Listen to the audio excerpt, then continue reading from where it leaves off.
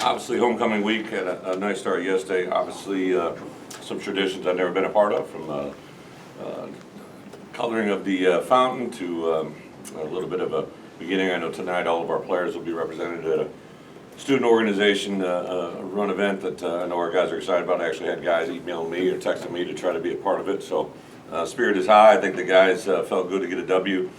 A lot of positive things, but a lot of things that we needed to correct coming into this week. So, from a health standpoint, really kind of just where we were last week. At this point last week on Monday, didn't know if Jake and Spoon would be with us, but I think they're a lot closer this week than they were last week. The intent is to have those guys with us. To get a couple guys back, that was really the first game plan that Coach Peterson has had, the ability to have both Josh McCray and Chase Brown in the kind of the game plan the whole week, the way they practiced and everything else. So that was, I think the results you saw on Saturday were a direct reflection on that. Also last week to have Keith Randolph back in the starting lineup, just, obviously a very talented player, but when you have a personality like his, a demeanor, to have the tip ball from Isaiah to go to him and to get that turnover situation was really big. I think our defensive guys have continued to kind of thrive into that personality the last couple of games, especially. You can see their practice habits become game day reality, which is something we talk about all the time. So I was really, really excited to see that and go forward. As far as Wisconsin, obviously a team that has them and Northwestern have shared the Big Ten West title the last 5 years. Either one of those two programs has represented the Big Ten West. So had this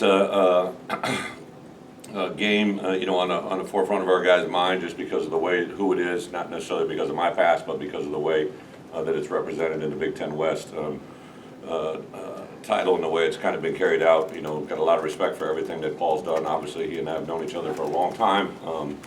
Several players in that program. I know I'm going to get the question right, but this game is about the University of Illinois football versus the University of Wisconsin football, and that's what it's about. That's what it's been driven.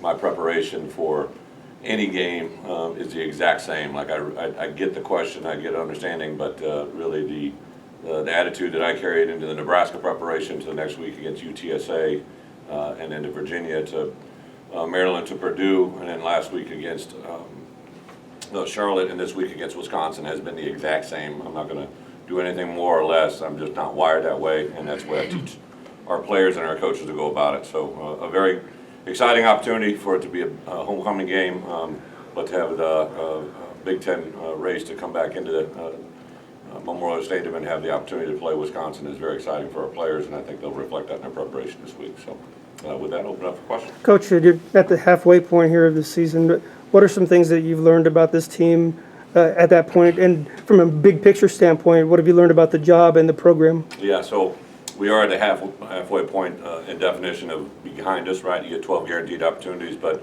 really we've been kind of looking at this season into a 7-week season, bye week, 3-week season, bye week, 2-week season. I think before the year starts, just like next year to have an opener against Wyoming, we've kind of laid out the schedule the exact same. I think to play in those week 0 games and have 2 bye weeks gives you a chance to naturally assess. Through 6 games, just like after the 5th game, after the 4th game, 3rd game, we take a constant inventory of our roster. We take a constant inventory of our strengths, our weaknesses, offense, defense, and special teams. We have meetings on Sunday and Monday that are really kind of about what's behind us, but you transition Sunday night and into Monday into your preparation of your next opponent. So really self-reflection will come a little bit more next week during the bye week, but we have constant self-scouts, offense, defense, special teams. The thing I've learned about our team probably more than anything is they care. They're very coachable. They're never satisfied with their performance, whether it's a win or a loss. They've been able to keep moving forward, and hopefully they probably understand the bigger picture more than anybody else because they've been through the bad parts of the past, and they want to definitely gravitate to the good parts. Even the guys that will be leaving us at the end of this year, I would say over the last 2 weeks, have made me appreciate that they want this place to have sustained success even beyond when they're here. Brett, any update on Seth and Isaiah again? Yeah, Seth, I would say that, he's a probable for Saturday. I do think there's a chance of him getting there. A lot of it depends on how his body, how it heals and goes forward. And who was the other one? Isaiah again. Oh, IG. IG was actually cleared to come back in the game. but because our offense took a 6-minute, 30-second drive, we didn't have to get him back out there, but IG was cleared to go back in the game as it stood Saturday. Coach, you mentioned on Saturday the communication that your defensive staff has during a game through the headsets. Is that unique, or have you ever been around it like that where it's just so fluid? It's not unique, but it is, you know, maybe it a little bit depends on the personality of the coordinator, right? I think one of the things that Ryan displayed to me when I first met with him and to where we are today, like, he loves information. He's not a guy that stands up in front of the room and claims to have all the answers, or is a guy that isn't willing to listen to every detail. And not just our 5 full-time assistants, right? Ryan and the other 4 guys. I would say that, you know, anybody in that room as a graduate assistant, as a player, as a head coach, offensive coaches, Ryan is a sponge of information, and that's the part that's probably a little bit different. On Saturday, you also kind of continue to say that the other guys help, and Ryan said today that the speed of which they get things fixed in between series is really fast. Yeah. Can you comment on that at all as well? You know, as my first year as a play caller, right? I came in the room and I was the youngest guy in the room. I was the only guy that was new to the room. I went into a staff situation and had been there, but we changed the entire defensive package. And then, you know, I distinctly remember when that transition happened, right? That it was a little bit different than when I was at Kansas State, where Kansas State, we were the #1 defense country, but there was 2 new guys that came in and then a transition as well. So it was kind of the dynamic of that room.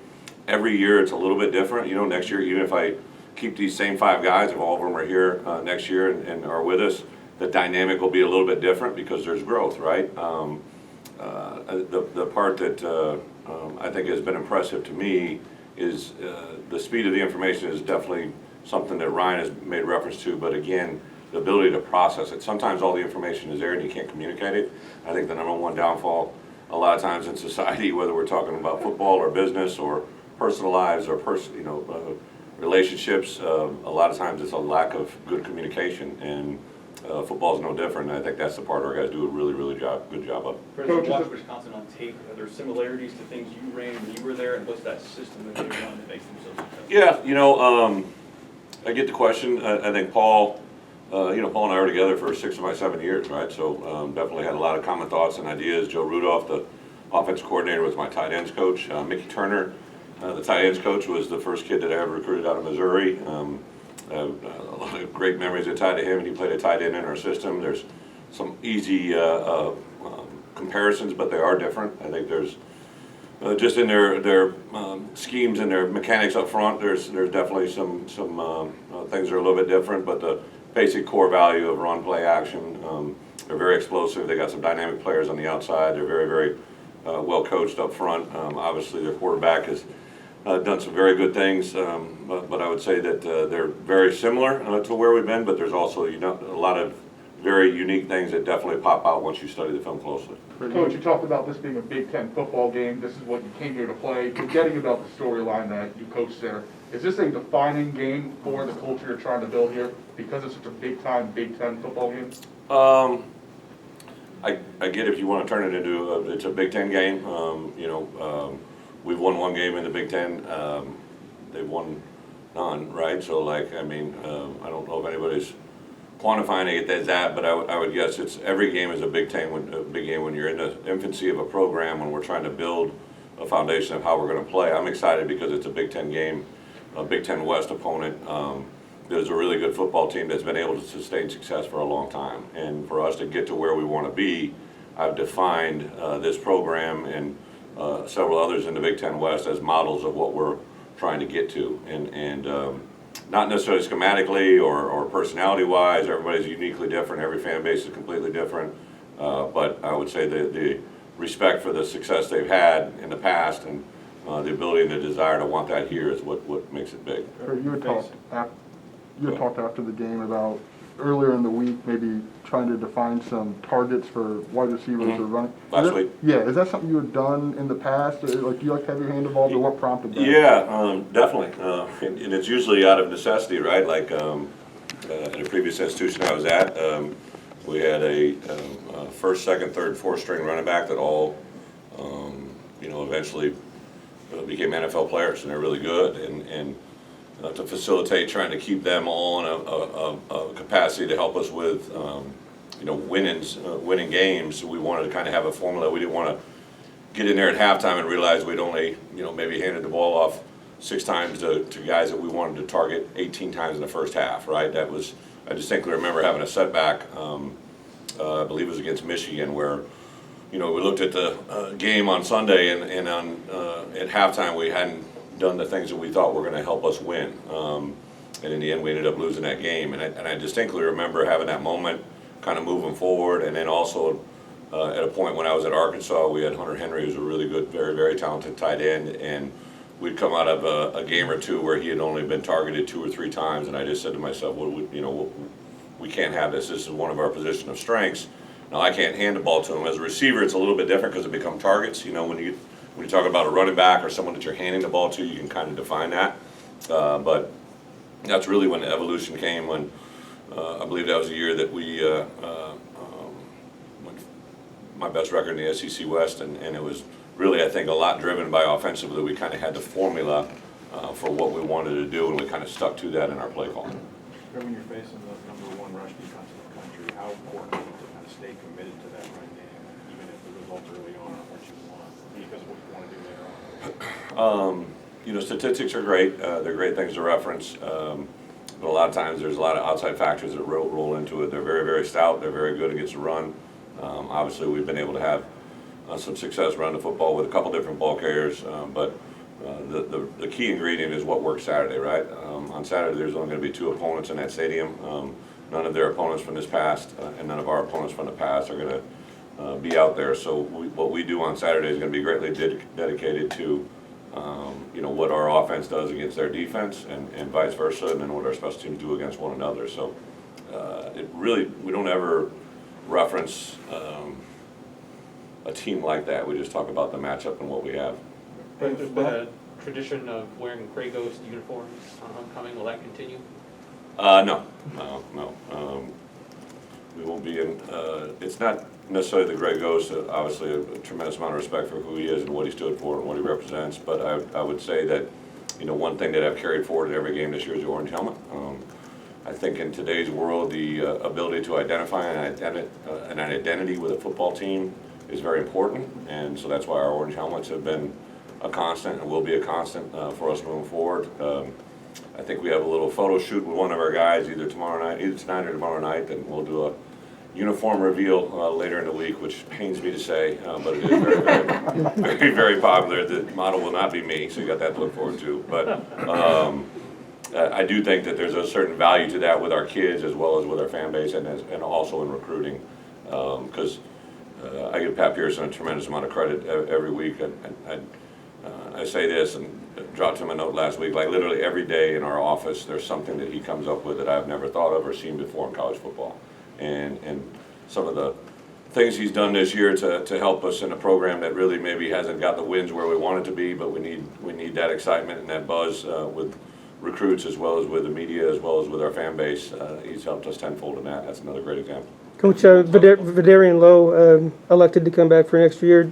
Turns out that was a pretty good decision for him. But can you comment on his play and his backstory a little bit too? Yeah, Vidarian has been a guy that's been very impressive to me since the day I walked in. Obviously heard his story and then began to know him and understand him. And he did play his most complete game. So obviously Chase Brown was given the Big Ten Player of the Week, but we gave the Offensive Big Ten Player of the Week to both him and Vidarian.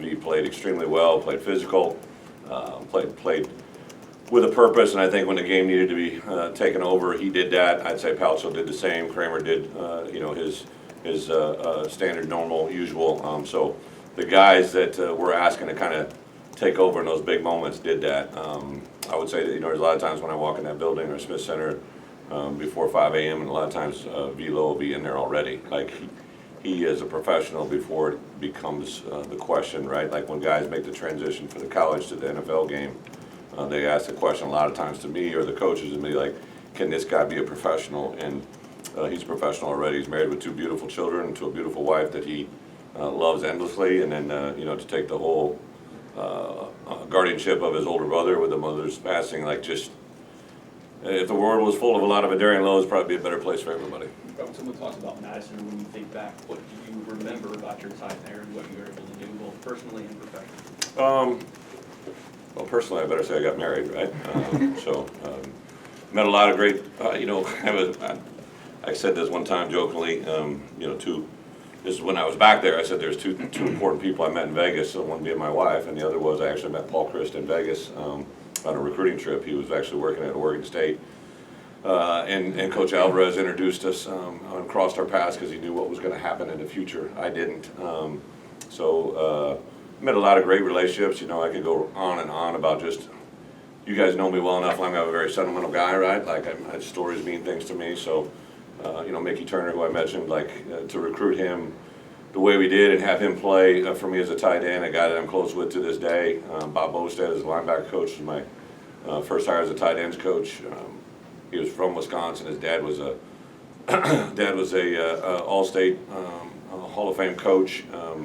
And I remember when I brought Bo in on his interview, I asked about, how his dad's doing, and he's like, he's actually, he had some bad health conditions, and I said, have you told him about the interview? He goes, I don't want to tell him about that unless I get the job. So when I called him a couple days later and told him he had the job, he was ecstatic, and then his father passed shortly thereafter, and I remember his mom grabbing me at the funeral and saying, thanks for bringing my boy home. Just like a million different, Kyle Costigan is an assistant coach who's probably one of the greatest recruiting stories that I had there. He was a really good player, but just how that whole thing unfolded, there's just Ross Kalaji, the defensive line coach, worked for me. There's just so many different things. I can't put a price tag on them, but I told our guys unequivocally on Sunday, even Saturday after the game, just as much as I talk to them all the time about their past is important to me because it defines who you are, right, and who you are at that moment.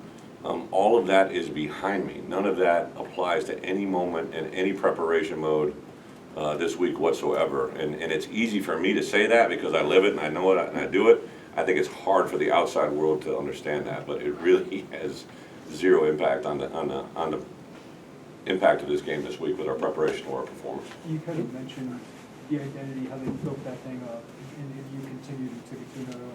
What did you learn there that might shape how you approach this? 100%, great question. So, one thing that was brought to my attention when I was talking with Josh about this job was everywhere I had been, right? At Iowa, at Kansas State, and at Wisconsin. All three had been places that really had not been very successful, and then when there was a coaching transition, the sustained success model that has replicated in all three of those programs, especially the two, right? Wisconsin and Iowa in the Big Ten West. I really had witnessed the Wisconsin transition, being an assistant at Iowa, knowing Coach a little bit, but really didn't know Coach Alvarez. But when I got to the University of Iowa as a player, he had already left.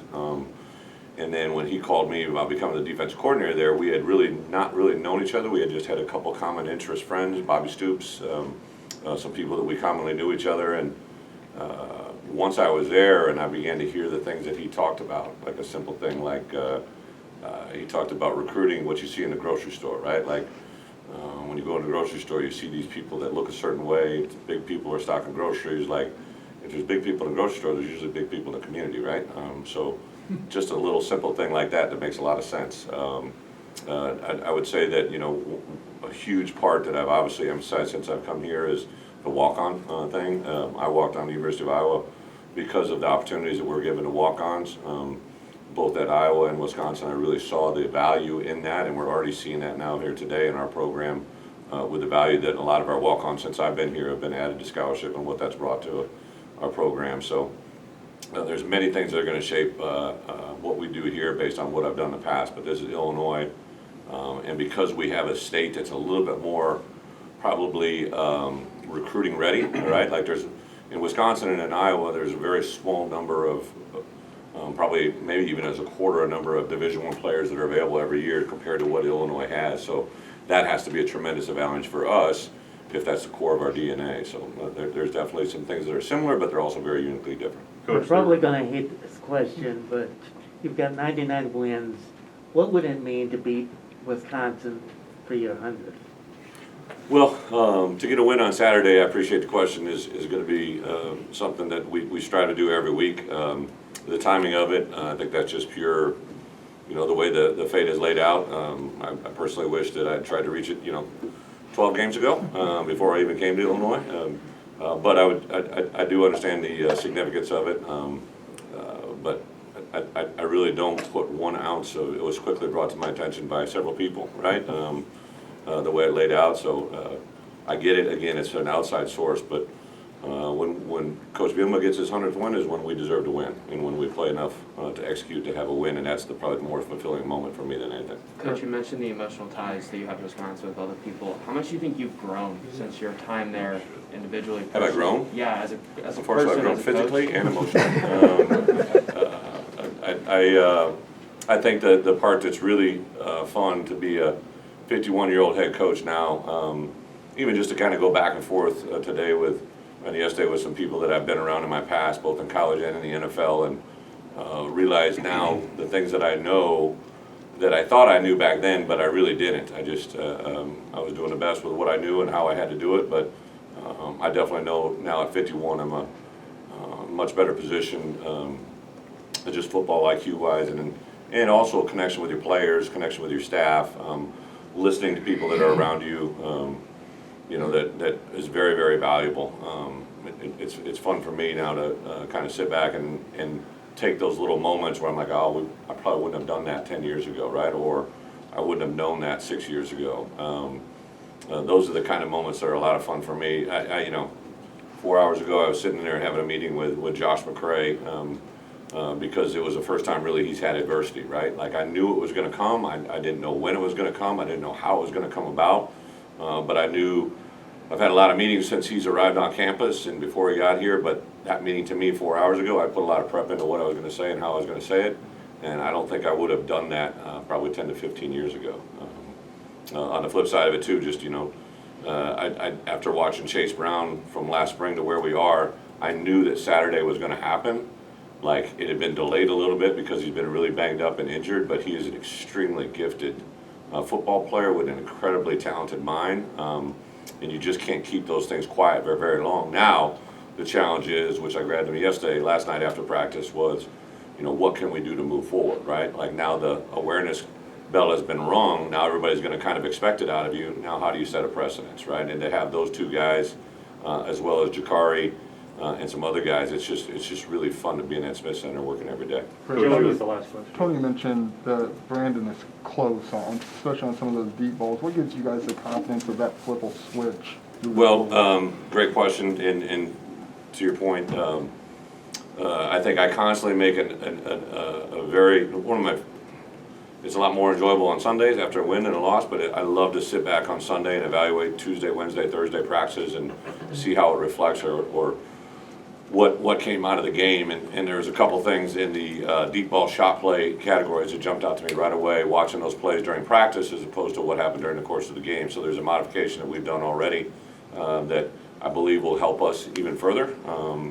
But I also think the part to making that step forward for BP and whatever receiver ends up being on the back end of that is the confidence to do it, and then it's kind of like there, game speed, and go, right?